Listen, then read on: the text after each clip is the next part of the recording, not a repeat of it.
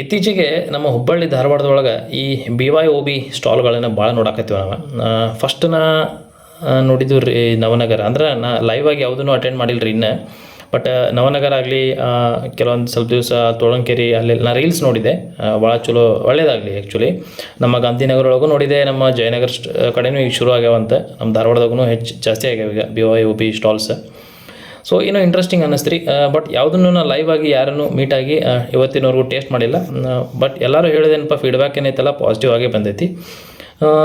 ಈ ವೀಕೆಂಡೆ ನಾ ಯಾವ್ದಾದ್ರು ಒಂದು ನಿಯರ್ ಬೈ BYOB ಸ್ಟಾಲನ್ನು ಮೀಟಾಗಿ ಅವ್ರ ಜೊತೆ ಮಾತಾಡ್ಬೇಕು ಅಂಥೇಳಿ ಅಂದ್ಕೊಂಡೀನಿ.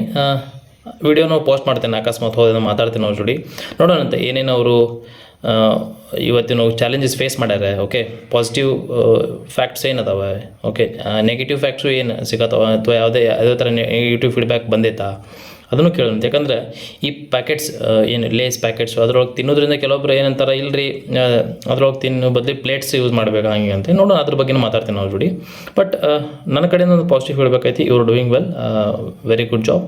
ನಿಮ್ಮ ಈ ಐಡಿಯಾ ಬೆಳೀಲಿ ಇನ್ನೂ ಎಲ್ಲರದು, ನಿಮ್ಮ ಎಲ್ಲರ ಜೀವನದಾಗ ಒಳ್ಳೇದಾಗಲಿ ಅಂತ ಹೇಳ್ತೀನಿ. So let's meet and discuss. Okay, ಯಾವ್ದಾದ್ರು ನಿಯರ್ ಬೈ ಸ್ಟಾಲಿಗೆ ಈ ವೀಕೆಂಡ್ ಹೋಗಿ ಡಿಸ್ಕಸ್ ಮಾಡ್ತೀನಿ. ಲೆಟ್ಸ್ ಸಿ ಏನೇನು ಔಟ್ಕಮ್ಸ್ ಬರ್ತಾವಂತ. Okay, thank you so much.